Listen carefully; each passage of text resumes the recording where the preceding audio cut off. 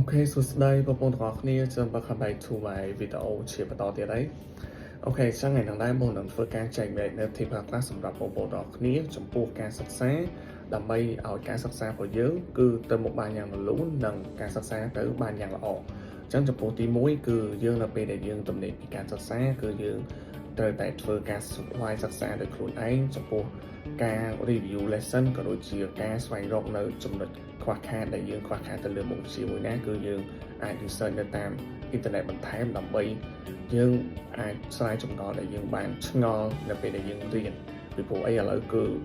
social media គឺទូលំទូលាយខ្លាំងមែនតើគឺយើងឆ្ងល់កន្លែងណាគឺយើងអាច research បន្ថែមបានហើយចំពោះចំណុចទី2គឺយើង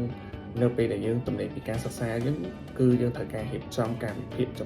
ខ្លួនឯងឲ្យបានច្បាស់លាស់ថាថ្ងៃនេះយើងត្រូវរៀនអីហើយថ្ងៃបន្ទាប់យើងត្រូវរៀនអីបើសិនជាយើងអត់បានរៀបចំការវិភាគឲ្យខ្លួនឯងឲ្យបានច្បាស់លាស់ទេគឺយើងបាក់ក្នុងការរៀនថាយើងមុខវិជ្ជាណាដែលយើងខ្វះខាតវាមានច្រើនអញ្ចឹងយើងអត់ដឹងថាយើងគួររៀនទៅលើមុខវិជ្ជាណាមុនសិនអញ្ចឹងការវិភាគហ្នឹងក៏សំខាន់សម្រាប់យើងទាំងអស់គ្នាដែរហើយចុងក្រោយបងចង់ឲ្យគ្នាយើងនៅពេលយើងមុននឹងយើងចាប់ផ្ដើមការសិក្សាយើងត្រូវតែមានការ motivation ខ្លួនឯងដើម្បីឲ្យយើងដូចថាមានអារម្មណ៍មួយថាយើងពិតជាមានការចង់ចេះចង់ដឹងចំពោះនៅចំណុចខ្វះខាតដែលយើងកំពុងតែខ្វះខាតហ្នឹង